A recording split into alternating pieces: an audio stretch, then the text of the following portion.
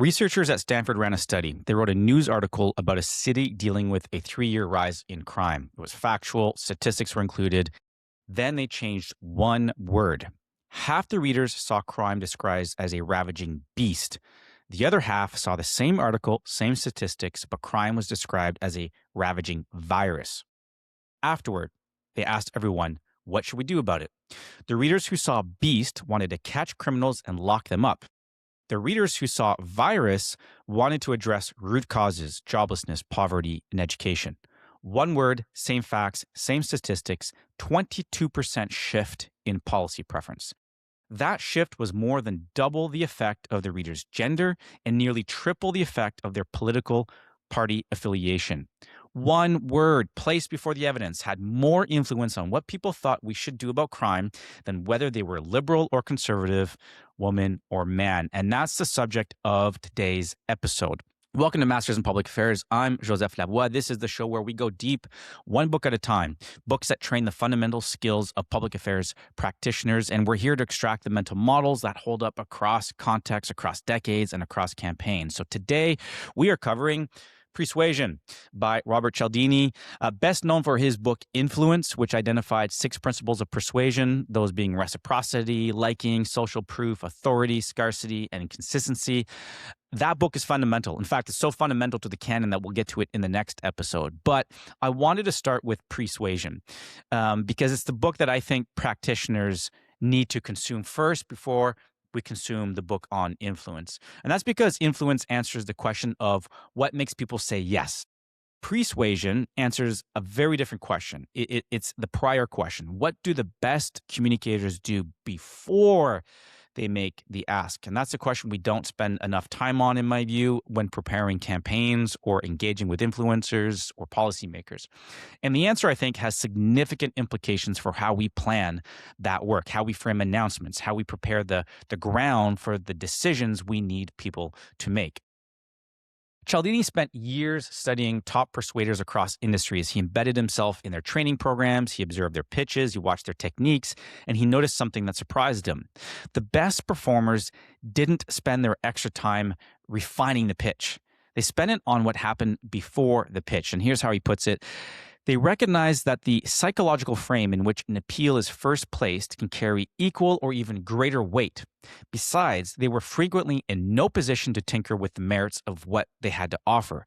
Someone else in the organization had created the product, program, or plan they were recommending, often in fixed form. So it was their responsibility to present it most productively.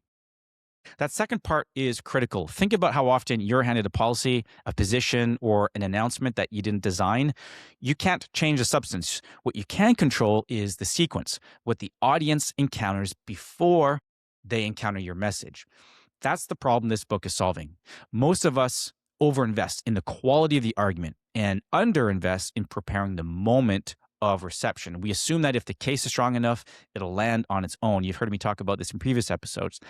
Cialdini's 30 years of research says otherwise. The frame often matters as much as the fact. And here's where it gets interesting for practitioners. He's not just talking about long lead time preparation. He asks, is it possible to enhance effectiveness not only inside those lengthy timeframes, but also in an instant, the last instant before communication is sent? Not only is it possible, it is established. So persuasion isn't only about the weeks of groundwork before a campaign launch. It's also about the moment, the literal moment before you make the ask. The question you pose, the image someone sees, the word you choose to frame the problem, all of it, Cialdini argues, can be leveraged in the instant before your message arrives. And this book exists because there was a gap in the persuasion literature. Influence told us what principles drive engagement, but it didn't address timing. It didn't address sequencing. Persuasion fills the gap. It says the order in which information arrives is itself a persuasive variable and possibly the most underused one. And I think about our episode with Frank Luntz's Words That Work, and he talked about how the sequence of videos he showed when he was doing a focus group on a politician had a significant impact on how people received it, right? So the sequence matters, has a hugely influential impact on our ability to communicate our message. Now, if I had to reduce this book to one sentence, it's this: The factor most likely to determine a person's choice is often not the one that offers the most accurate counsel. It's the one that has been elevated in attention at the moment of decision. Cialdini calls these privileged moments, windows of time when a person's receptiveness is elevated because their attention has been directed to a specific concept. Frequently, the factor most likely to determine a person's choice in a situation is not the one that counsels most wisely there. It is the one that has been elevated in attention and thereby in privilege at the time of the decision. This is a fundamental claim. It's the core of the book. He's saying that what people attend to in the moment before decision, not what they know, not what they believe, not what's objectively best, but what's currently focal in their mind tends to win. And he grounds this in what Daniel Kahneman called the focusing illusion. Nothing in life is as important as you think it is while you are thinking about it. That's Kahneman's one-line summary when he asked to name the single scientific concept that would most improve everyone's understanding of the world. Whatever you're attending to feels more important than it is, and whatever you're not attending to feels less important than it is. The implication for us is direct. If you can influence what someone is thinking about in the moment before they receive your message, you can influence how they evaluate that message. Not by changing their beliefs, not by presenting better evidence, but by making certain considerations more prominent, and by extension, making competing considerations less so. That's the core idea. So how does this actually work? Well, Cialdini lays out what I describe as a 3-speed engine. I think of a manual gearbox when he walks us through these concepts, and I think of each speed building on the one before it. So you have to put your stick shift into gear 1 before you go into gear 2, before you get into gear 3. So first gear is this: attention creates importance. When you direct someone's attention to something, it doesn't just become noticeable, it becomes important. And it doesn't just become important, it starts to look causal. Anything that draws focused attention to itself can lead observers to overestimate its importance. This is the focusing illusion in action, and it operates everywhere. When Cialdini speaks about this, he cites a study, a media study, that explored how certain topics were being covered at the time in which they occurred. So after a pipe bomb incident in Germany, news coverage spiked on the topic of right-wing extremism. Polls showed that public concern about right-wing extremism jumped from near 0 to 35%. Then when coverage faded, concern dropped back to 0. So the underlying reality hadn't changed, it's just that the coverage had. Same pattern around the 10th anniversary of September 11th. In the weeks before the anniversary, about 30% of Americans named 9/11 as one of the most important events of the past 70 years. As media coverage intensified around the anniversary, that number climbed to 65%. 2 weeks after coverage died down, it was back down to 30. Again, the event didn't change, the attention did, and with it, the perceived importance. As the political scientist Bernard Cohen wrote, and Cialdini quotes this, the press may not be successful most of the time in telling people what to think, but it's stunningly successful in telling them what to think about. That's agenda setting, and agenda setting is persuasion at the societal level, but it goes further. Attention doesn't just make things seem important, it makes them seem causal. Elements such as money that attract notice within human exchanges don't just appear more important, they also appear more causal. Cialdini illustrates this with an interesting Harvard study. A researcher approached people in line, and he offered them money to cut ahead. And as you might expect, the more money he offered, bigger offers, got more compliance. Classical economics would say people accepted that money because it was in their financial interest, and they were motivated to accept a higher payout because of their financial interest. But here's the thing about the study. Almost no one took the money. Bigger payments didn't increase acceptance of cash. They increased the willingness to step aside without accepting it. So what was actually happening was that the visible payment signaled the person's need.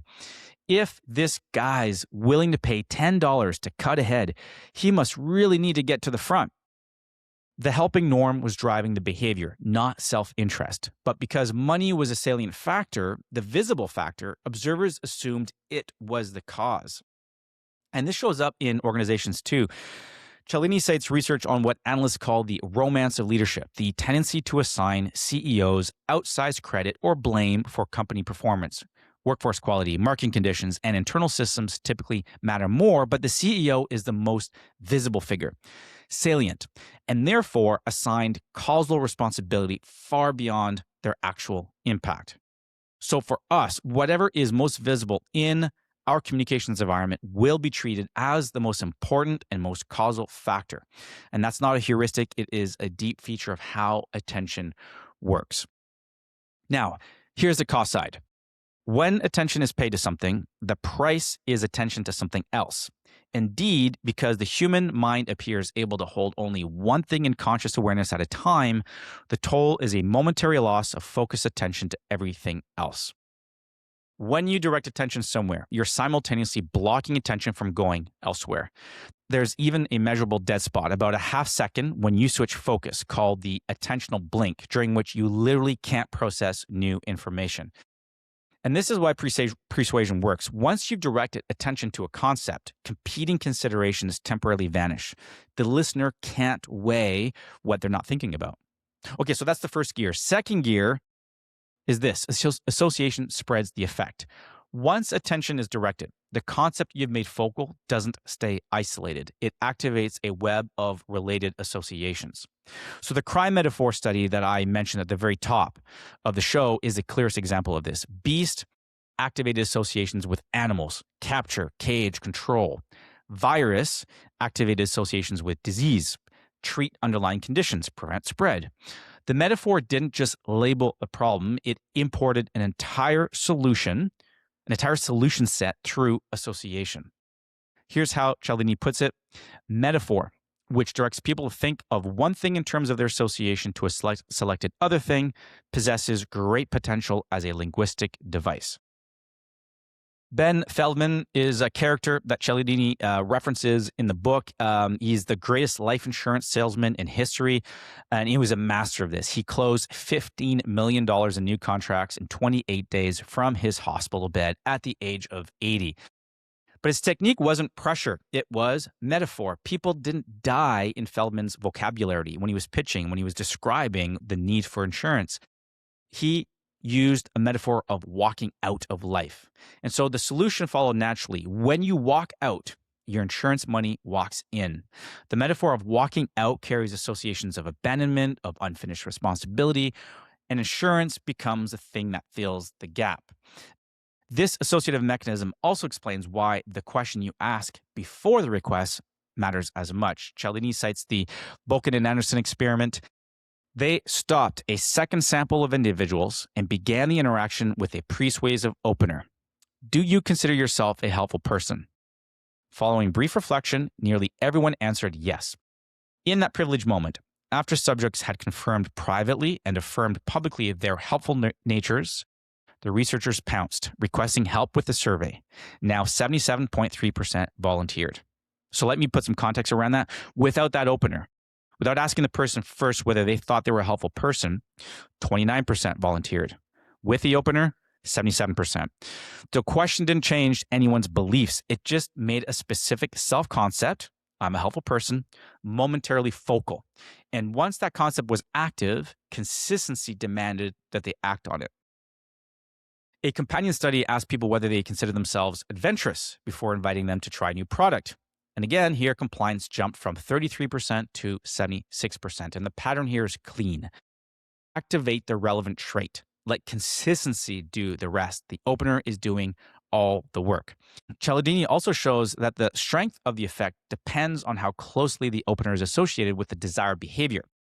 His research team tested this at a library parking lot. They put handbills on car windshields with different norm-based messages. So some focus on anti-littering, some on recycling, some on energy conservation, and some on voting. Then they watched to see who littered. So the test was to see how closely associated the act of littering has to be to the social norm being described in the literature. So the anti-littering message, which had the close association, most reduced littering. And as the norms got more distant from littering, the effect weakened proportionally. So recycling helped some, energy conservation less, and voting barely at all. So the dose of persuasion depends on the closeness of the association. The more distant the prime, the more quickly it will decay. And now we get into our third gear. Commitment locks us in. So persuasive effects are temporary unless they're followed by a commitment, an active behavior. That shift will evaporate. Cialdini demonstrates this with a study from the 2008 presidential election campaign, and he's talking about the impact of a small flag in the corner of the survey. And he writes, exposure to the American flag in this subtle way caused participants to become more favorable to McCain's Republican Party and its politically conservative ideology. Moreover, when participants were resurveyed after the election, the researchers learned that those who had encountered a U.S. flag on the prior questionnaire had voted for McCain at a significantly greater rate. Finally, and perhaps most remarkably, a full 8 months after the election, participants who had contact with their flag during the long past survey were still embracing more Republican-oriented attitudes. A small flag in the corner of a survey, and it shifted preferences. But, and this is the important part, the effect lasted 8 months only because those people acted on it. They registered their opinions in the survey, then they voted. Each behavioral step locked in the temporary shift. And this is often what we talk about in campaign settings, working people through the advocacy ladder, right? Laddering them up from one stage to the next to the stage, because the more action that they take, the more committed they become, particularly committed to an identity and consistency with that identity. Cialdini draws the general principle, which is this: persuasive openers can produce dramatic, immediate shifts in people, but to turn those shifts into durable changes, it's necessary to get commitments to them, usually in the form of related behavior. This shows up in practical settings too. A British medical clinic tested a simple change. Instead of the receptionist writing the patient's next appointment on a card, they asked patients to fill in the card themselves. That active step, just writing the date, reduced no-shows by 18%. Reminder phone calls, 3.5%. So the three gears work as a system. Attention makes the concept focal. Association spreads the effect to related behaviors. And commitment locks the shift into something durable. So attention, association, and commitment. Skip any stage and the effect weakens or disappears completely. I want to pull 4 durable frameworks out of this book. These are the mental models I think hold up across contexts and the ones that are worth carrying around in our day-to-day work. Model number 1 is, and we touched on it already, but I'll just spend a little bit more time on it, is the focusing illusion. Whatever is focal seems important. Whatever is important seems causal. And whatever isn't focal doesn't seem to matter. This is Kahneman's insight, right? But Cialdini applies it to the practice of persuasion in a way Kahneman didn't. The focusing illusion isn't just a cognitive bias to be aware of. It is a tool. If you control what's focal, you control what seems important, and therefore what factors your audience weighs most heavily. For public affairs, the campaign to define what the issue is often matters more than the campaign to define what the solution should be. This is when we talk about agenda setting. Agenda setting is persuasion at scale. It's why framing matters, and it's why the ballot question matters in an election campaign, because what you're talking about is what the issue is, not what the solution should be. Okay, model number 2 is the association bridge. Language activates a network of related ideas. Metaphor imports an entire solution architecture, right? Beast brings capture and cage. Virus brings treatment and prevention. The word you choose before the argument determines which argument your audience reaches for. And this connects directly to what we covered in episode 3 with Frank Luntz. He argues, you recall, that words matter, that the right language is the decisive variable. Cialdini would agree, but he'd add a layer. The words matter most when they arrive before the evidence. It's not just that beast is a powerful word, it's that beast in the opening frame of a news article about crime redirects every subsequent fact through an animal control lens. I think the two go hand in hand. If you do the appropriate preconditioning work, you set the frame, you set the direction. If you happen to fail, it's because you didn't choose the right words. You found yourself in a communications deficit. So you need both. So language precision without sequencing wastes the words. Okay, model number 3 is the commitment lock. So momentary shifts in attention are just that. They are momentary, and they decay unless they're followed by a behavioral commitment. The more active, effortful, and voluntary that commitment is, the more durable the change. And this is why petition signatures can often be a useful device in a campaign. Why showing up at a rally matters. It's why writing a letter, even a form letter, can matter. Not because these activities directly change policy necessarily, but because each one is a behavioral commitment that locks in the attitude shift that preceded it. The person who signed now sees themselves as someone who cares about this issue. That identity persists long after the original frame fades. So for campaign design, every persuasive setup should be followed immediately by an ask. Not a big ask, just an active one, a signature, a share, a confirmation, something that converts the momentary receptiveness into a recorded commitment. Okay, model number 4 is the authenticity filter. Cialdini's evidence shows that when the influence attempt becomes visible, when people detect that they're being primed, the effect not just weakens, like it completely reverses. And he cites a study of product placements in Seinfeld. The most conspicuous placements, we're talking about like the brand is shown on screen, it's mentioned in dialogue, it's clearly a product placement. These produce the highest recall, but the lowest actual product choice. Only 27% chose those products versus 47% for subtly placed brands. So detection triggers resistance. Right? People don't want to be so clearly persuaded. So it creates, I think, an ethical constraint that's also a tactical one. If your persuasion is heavy-handed, if it feels manufactured, people, like, they're not going to just ignore it. They're going to actively push against it. And I think authenticity is the clearest adjudicator here. When your message or your initiative is inauthentic, people can smell it. And often that lack of authenticity is rooted in something ethically questionable, a mismatch between what you're saying and what you're actually doing. And Cialdini's data backs this up. Organizations that rely on deception lose 80% of their team members versus 51% for ethical organizations. The talent base won't tolerate inauthenticity at scale. So the authenticity filter says persuasion that's grounded in a genuine message and a legitimate frame will outperform manipulation every time. Not because ethics is nice, but because authenticity is structurally more durable. All right, now there are a few ways practitioners can get Cialdini wrong if they read this book. Let me walk you through the ones I think matter the most. The first misunderstanding would be to confuse attention grabbing with persuasion. Persuasion isn't about getting attention. It's about directing attention to a specific concept that's associatively linked to your message. Plenty of things grab attention: shock, controversy, novelty, without setting up receptiveness for anything useful. Cialdini addresses this directly with sexual content in advertising, right? Sexual cues, they grab attention, but they only influence purchasing behavior when the product is related to attractiveness or romance. So we're talking about cosmetics, clothing, perfume.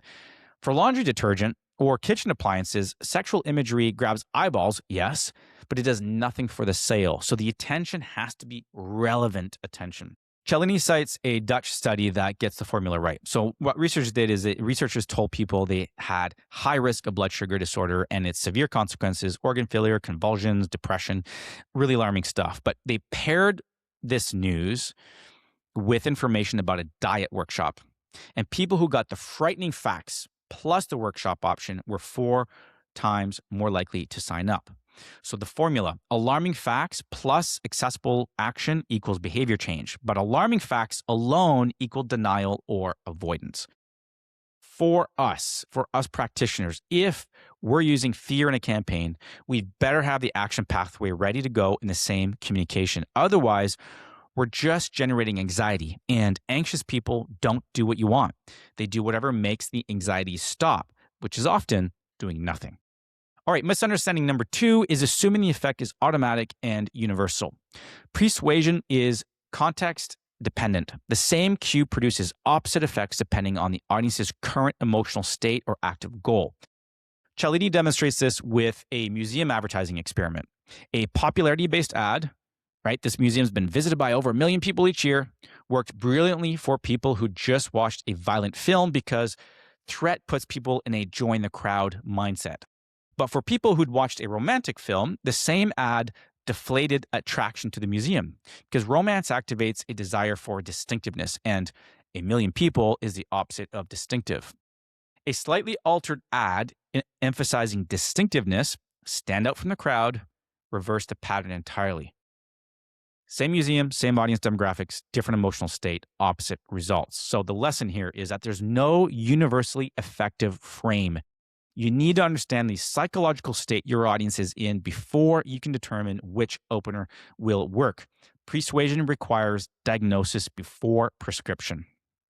Okay, misunderstanding number 3 is treating persuasion as a one-shot tactic. The biggest misunderstanding is using persuasion as a trick, a clever opener before a single pitch meeting that misses the deeper application.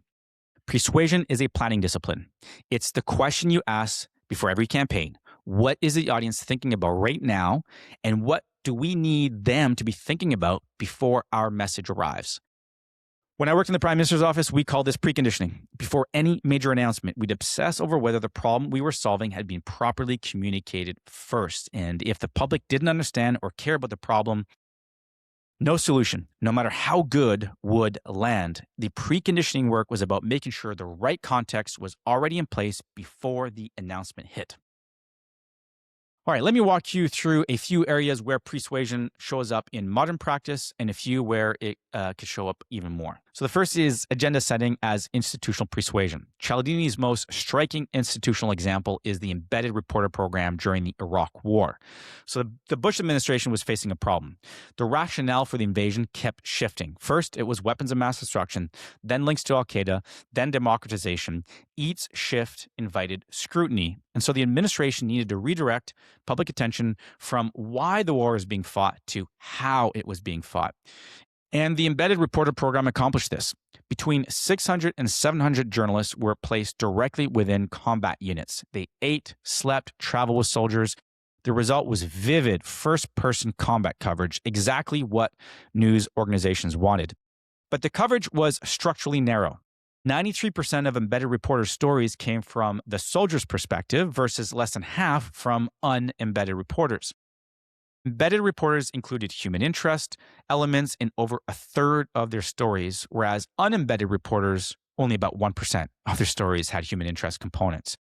And a Marine Corps colonel was asked why the military supported this program, and he said, frankly, our job is to win the war. Part of that is information warfare. So we are going to attempt to dominate the information environment. The program told the public implicitly this: the thing you should be paying attention to is the conduct of the war, not the wisdom of it. And because the conduct was the war's strength and the rationale was its weakness, the focusing illusion ensured public opinion tilted in the administration's favor. Cialdini notes that this effect appears to have been a side effect, not the grand design, but it's a powerful example of how attention management at scale shapes which questions the public asks. So for us practitioners, this is the strategic lesson. We don't always need to win the argument. Sometimes we need to win the question. If we can determine which question the public is asking, we may not need to worry about the answer. Okay, next mental model is framing as word level persuasion. I already mentioned the crime as beast versus crime as virus study a couple times, but let me add a detail that makes it more concrete for us. The 22% shift in policy preference was not driven by paragraphs of persuasive text. It was driven by one word in the opening sentence of the news article, one word inserted before the facts. Every policy debate has its beast versus virus choice. Are we dealing with a crisis or challenge? Are we dealing with a burden or an investment, a restriction or protection? The word you place before the evidence determines which evidence feels relevant. And this connects to something I keep coming back to, which is that the campaign to define the issue often matters more than the campaign to sell the solution. Okay, next mental model is identity activation in mobilization. The "do you consider yourself a helpful person" study was a direct application to mobilization. Before you ask someone to take action, activate the identity that makes that action consistent. Are you someone who cares about your community?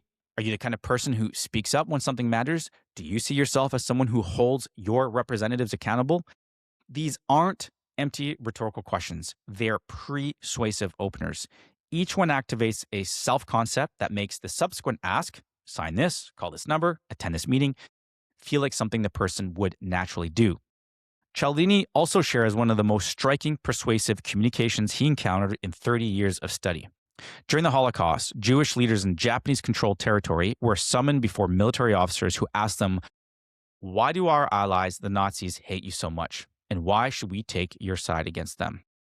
And Rabbi Shimon Kalish answered with 5 words: "Because we are Asian, like you." One sentence. It reframed the Japanese officers' in-group identity from a wartime alliance with Nazi Germany to a regional genetic kinship with the Jewish community. It took the Nazis' own racial claim that Aryans were innately different from the peoples of Asia, and it turned it against them in a single observation. The Jews were aligned with the Japanese, and the Nazis, by their own logic, were not. That's identity-level persuasion. It's the most powerful form. When you can redefine who we includes, everything else follows. And the final mental model is self-directed persuasion. One application Cialdini explores that we rarely think about is persuading ourselves. He tells a story of a consulting team that needed to design programs for client employees, but worked in closed conference rooms with no contact with the people they were designing for. Their solution? Before every working meeting, they downloaded photos of eligible employees from the client's website, enlarged them, and leaned them against the conference room walls. And he says, the clients reportedly love the idea because they appreciate the personalized touch the consultants bring to the job. The photos weren't for the clients, though. They were for the consultants. Visual reminders of the audience kept the work aligned with real people's needs. And the same principle applies to campaign teams, policy shops, and anyone building something that needs to resonate with people they're not currently in the room with. So what does this book teach us about becoming excellent at public affairs? I think it comes down to this. Mastery is in the preparation, not in the performance. We celebrate the moment of delivery, the speech, the launch, the pitch, the media hit. But Cialdini's evidence says that by the time you're delivering, most of the work should already be done. The best communicators aren't better at arguing. They're better at arranging the conditions under which their arguments land. And this is a humbling idea. It means that the campaign that launched with the wrong frame, even if the policy was right, even if the evidence was strong, was probably lost before the first ad ran. And the campaign that invested heavily in preconditioning, in making sure the public understood the problem before hearing the solution, was probably further ahead than anyone gave it credit for. Cialdini shares a study that I think captures this mastery lesson cleanly. So what researchers did is they placed signs above hand sanitizer dispensers in hospital examinations room. Their target audience were physicians or doctors. One sign read, "Hand hygiene protects you from catching diseases." The other read, "Hand hygiene protects patients from catching diseases." One word difference, right? The sign about protecting yourself had a 0 effect on soap and gel use. The sign about protecting patients increased by 45%.